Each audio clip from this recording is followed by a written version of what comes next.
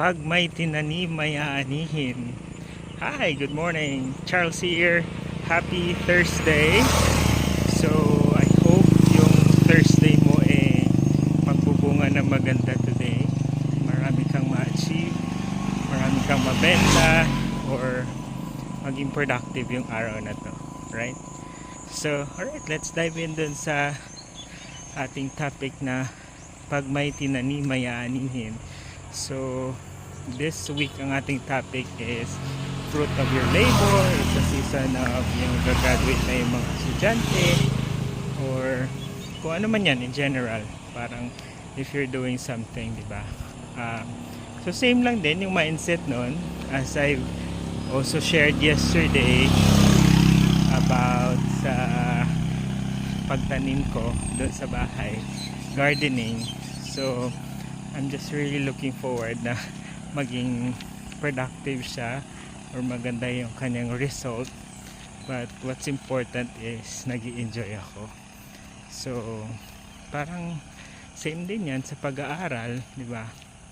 Kailangan mo talaga mag-spend ng years from grade 1 to grade 6, tas from may senior high pa pala ngayon. So ayun, then meron pang college, then sa magkakatrabaho. So parang di ba, parang it takes years before parang yung process, right? Pero syempre this time with the advancement of technology, marami namang use. Yung iba siguro hindi na nag-aaral kasi nag-work na, di ba? But anyway, ang mindset lang talaga, if you put something like an effort, I'm sure may reward naman yan di ba? Unlike kung wala kang gagawin, obviously wala ka rin makikitang result, di ba?